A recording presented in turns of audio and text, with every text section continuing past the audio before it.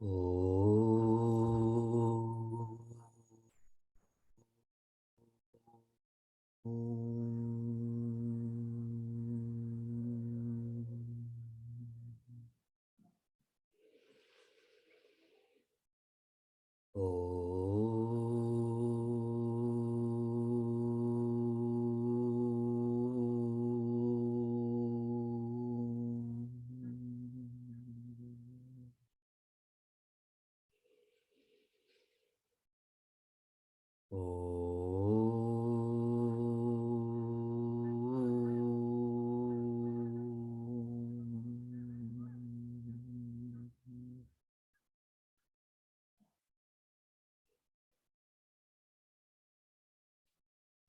joyous Mahashivaratri to all. In a simplistic sense, Mahashivaratri is Shri Shiva's birthday. Please remember, his birthday precedes our birthday. How does one say happy birthday to Shri Shiva? Om Namah Shivaya. Om Namah Shivaya. Om Namah Shivaya. Om symbolizes that which is fundamental. Infinity is fundamental, but we cannot perceive infinity. Om we can. I can see it. I can hear it. Namaha means reverence. The focus is not me, mama. Shivaya, the meaning of this is offered to Shiva. Shivaya, the Sanskrit declension, means offered to Shiva. I remember the fundamental, and I am offering reverence to Shiva. Om Namah Shivaya. I was sharing these insights with our children, and our younger son, Shuka, he was chanting it as Om Manaha Shivaya. He was not saying Namaha, he was saying Manaha. Om Manaha Shivaya, Om Manaha Shivaya. And that is a really awesome way to say happy birthday to. In Shuka's case, he's actually giving a gift to Sri Shiva. What is he giving? Manaha, his mind. And Bhagavan Shiva gives me my mind back then because Shuka is giving his mind. It's an exchange program. Meaningful mornings, Mahashivaratri is not an event. It is a purpose of our day, a purpose of our life. The more meaning one has in their life, the less anger they will have in their life. Think of this in terms of a movie. If you find meaning in a movie, you will endure any discomfort while watching that movie. Too much noise, or you're hungry, etc. But if that movie is meaningless to you, you will be annoyed by the movie and all around it. Yes. Keeping this in our heart, chapter 2 of Bhagavad Gita, which is the table of contents, begins with Tvam. It is Prince Arjuna who's sharing at the beginning. This is who we are. Presently, Tvam. Chapter 2 continues where there's a shift to Tat. One should know who they are fundamentally. Who are they? Vastness. A lot was shared about that. How does one transition from Tvam, Prince Arjuna, to Tat, Shri Krishna? This is the third facet of chapter 2 and is elaborated upon in chapters 3, 4, 5. The transition, karma yoga, to be dedicated. Jnana karma sannyasa yoga. In your dedication, let go of deservership. Karma sannyasa yoga. In your dedication, let go of deservership and doership.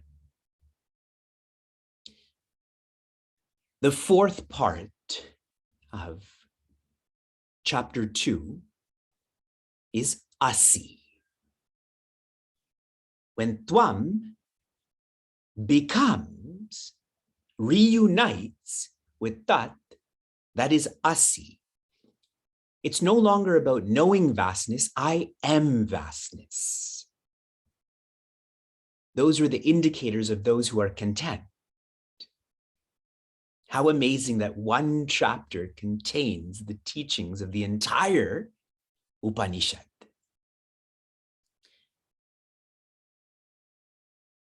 Jnana yoga helps one to change their identity from ignorance. Jnana yoga serves the purpose of Vivek changing his identity from being one who is ignorant, ignoring vastness. The evolution of Jnana yoga is dhyana yoga. Dhyana yoga is where I change my identity, not just away from ignorance, but rather to my nature. So Jnana yoga is letting go of ignorance.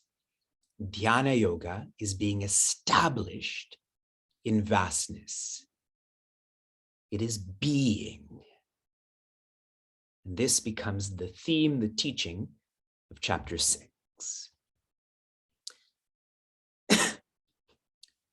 Ata shashto dhyayaha. Now we begin chapter 6. Shri Bhagavan uvacha. Shri Krishna is teaching us. Verse 1. Anashrita karma phalam karyam karma karoti yaha sa sannyasi cha yogi cha na niragnir na chakriyaha. The first quarter. Anashritaha, the one who does not depend, whose support is not. What? Karma phalam, results, fruits. A great implication of karma phalam is that even in contemplation, which is the subject here, it does not mean you stop acting. Opening this up more, depending in our day, in our regular affairs, is equivalent to expecting. Depending is synonymous with expecting. So the first quarter is one who does not live a life of external expectations. Specifically, what are our external expectations? The grossest is recognition. I am living to be recognized. A subtle expectation is appreciation. And a causal expectation, as in more subtle, is inclusion. Catch yourself living for this. If you are, then that is not karma yoga or jnana karma yoga, etc. Second quarter, karyam, what they're supposed to do, responsibilities, dharma, karma, the actions that represent this, karoti yaha, the one who is engaged in the right actions. The right action has to be matched with the right attitude, which leads one to the right Atman, the right identification. How this expresses practically, prasada buddhi. Prasada means I cheerfully accept any results, any fruits. What this does for us, it stops the accumulation of vasanas. As we're living, we're not feeling more heavy, bound. That's what prasada buddhi does. Deeper than that is arpana buddhi, shifting from deservership to doership. When I'm engaged in my responsibilities without this sense of doership, rather I'm dedicated, this becomes a catalyst to exhaust vasanas. I start to feel lighter. So less deservership, I don't accumulate vasanas. Less doership, I start to release vasanas. And the point being here is the evolution of that is samadhi buddhi. From less deservership to less doership to less sense of duality, dvaita. That is when I have no vasanas. I disidentify from them. But this is sequential. You have to go in this order. Yaha, the one who lives like this, saha, sannyasi cha, yogi cha. The one who lives like this is called a yogi, that's number one, and then is called a sannyasi, that's number two. A yogi, and if you think of the Yoga Sutras, is one who is practicing and is proficient in vritti nirodha. They're transcending their thoughts. In a simple way, that means their mind is quiet. But there's more. That's why I use words like this evolves or is deeper. A sannyasi, kama nirodha. They're practicing and are proficient in transcending desires. Our desires become our thoughts, correct? So what do I have to work with first? My thoughts, then my desires. That is the intellect being still. Quiet mind, still intellect. These are the prerequisites for dhyana. Shri Krishna is not teaching how to implement dhyana yet. There's many verses, I think 9 before the first guidance is given. The beginning part of this chapter is lovely. We need this orientation. Na niragnihi. A yogi, a sannyasi, is not one who has no fire. Na akriyaha. It is also one who is not without action. The word kriya here means a yogi, one who is trying to quieten their mind. They do this in a controlled environment, like sitting with your eyes closed, but then they also do this in an uncontrolled environment. That's why contemplation is being taught in a war. So as we're trying to quieten our mind, it is not context dependent. Niragnihi, this is more of a ritualistic sentiment. When one externally renounces, then they are not supposed to engage in any rituals. So much so, they're not supposed to cook. Rituals tend to be with fires, correct? Cooking tends to be with fires. That's why this word is used. But the implication of this is to be a sannyasi, you have to live with less deservership, less doership. That's all leading to less desire. Rituals tend to be for desires. Cooking tends to be for desires.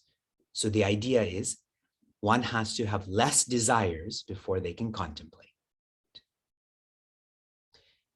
In summary, this is not casual.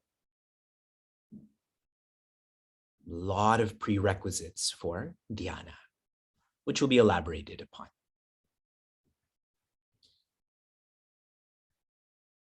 Shanti, shanti, shanti.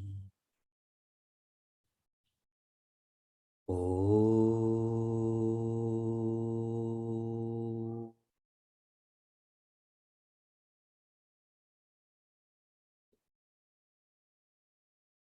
Oh.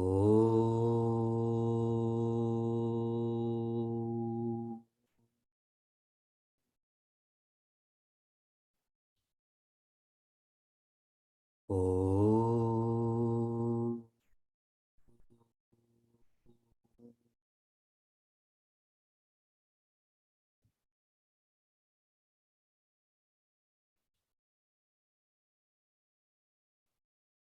When one concentrates,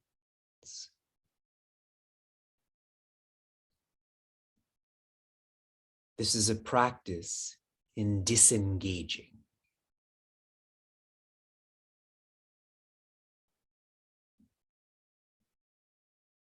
One is lessening their identification with the world.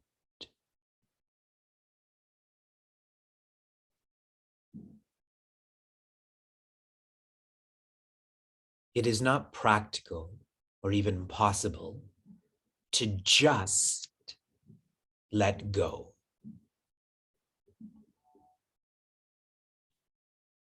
If you think of climbing a ladder,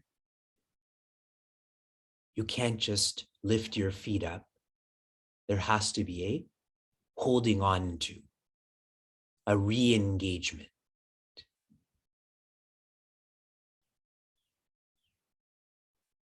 The evolution of concentration is collaboration.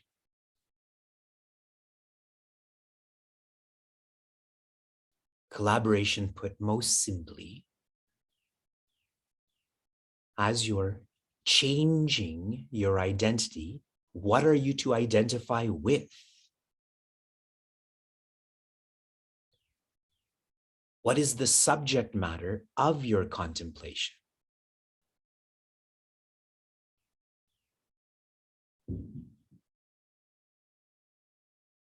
Concentration naturally leads to collaboration. Once I've disengaged from the world, once one's engaged with what one's identification should be, the tvam, contemplation is actually, factually changing one's identity.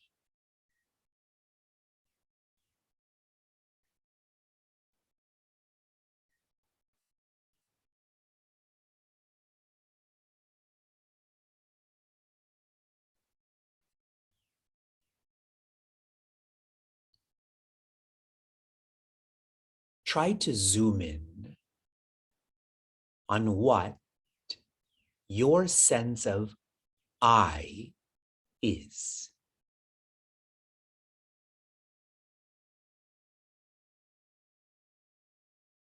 When you use the word I, what are you referring to?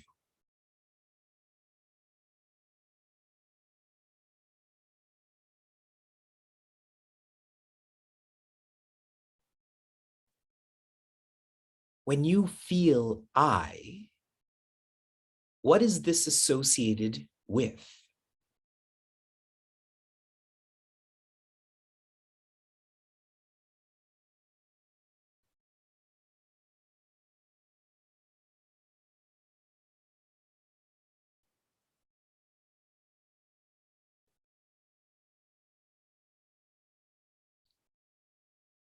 Our whole life, we have been using the word I, feeling the sense of I. What is this? Who is this?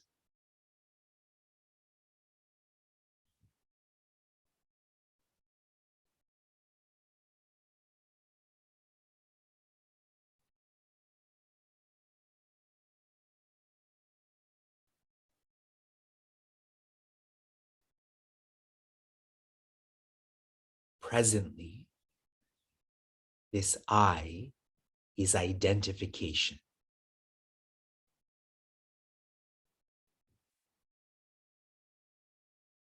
Actually, factually,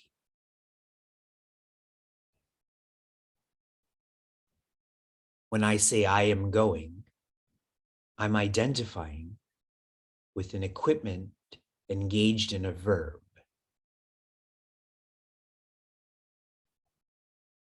When I feel I am angry, I'm identifying with an equipment feeling an emotion.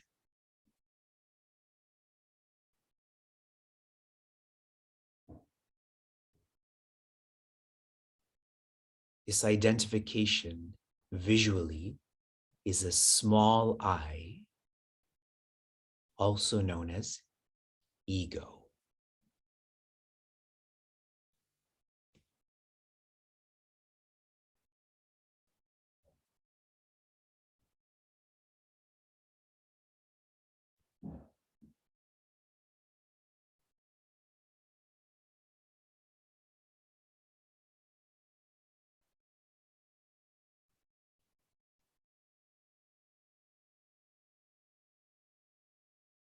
In our collaboration on more than 1/3 of Bhagavad Gita,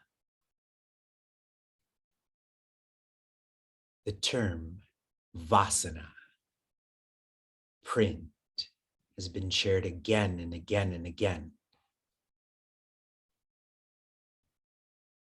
In our collaboration this morning, I shared not accumulating vasanas, releasing vasanas, disidentifying from vasanas.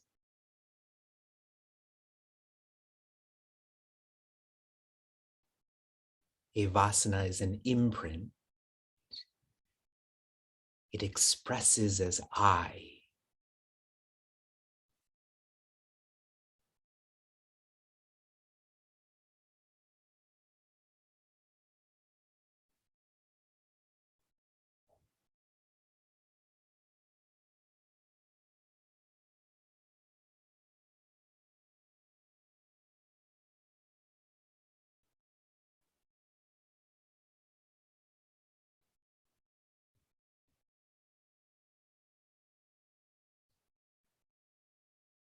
Contemplation is changing identification to infinity.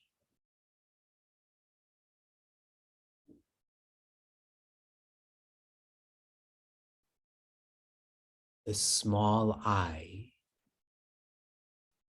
to the big I.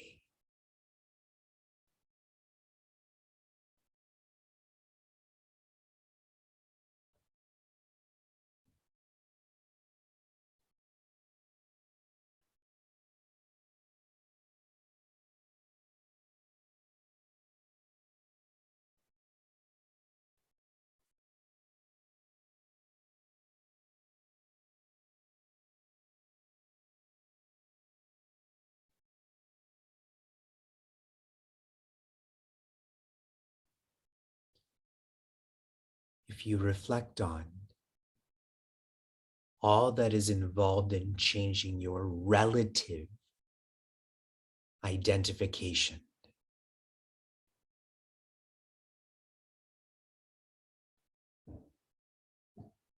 Suppose you've moved home, or your marital status has changed.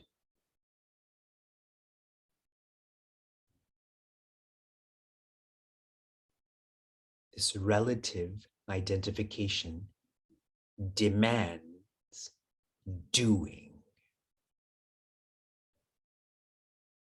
Go to an office, fill out a form.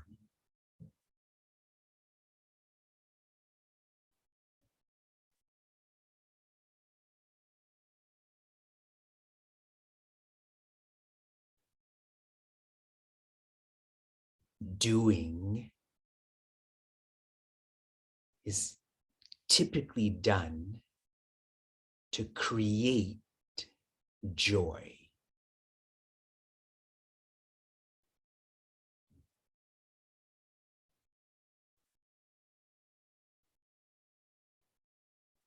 In such ignorance,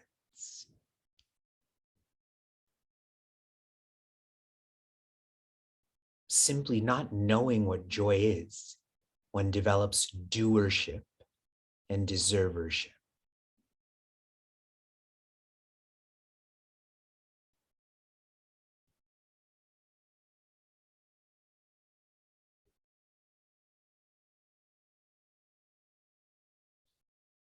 And so Shri Krishna has offered to us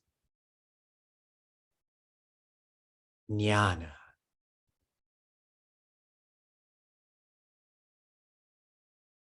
no vastness, no joy.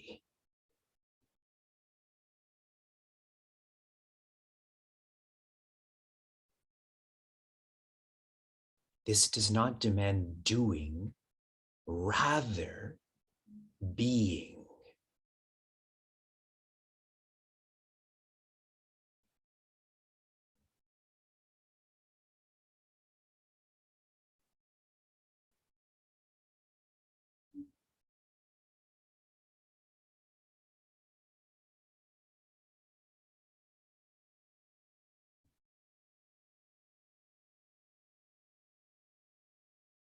Like a vehicle that is going extremely fast in the wrong way. When we are guided that we are going the wrong way, one cannot rapidly turn the steering wheel to go the other way, for one will destroy the vehicle and all inside.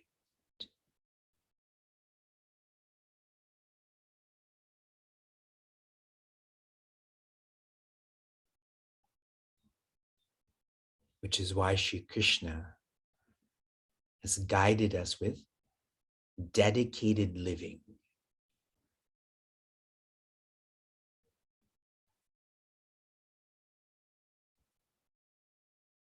By changing from doership to instrumentship.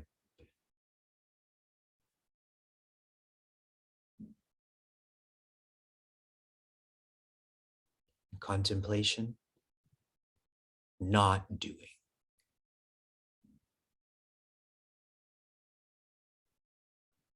Non-doership.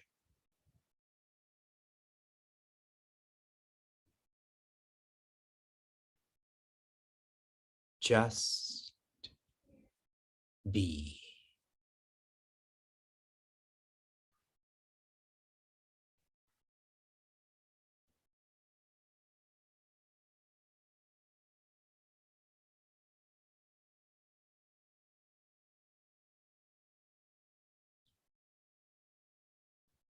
Shanti.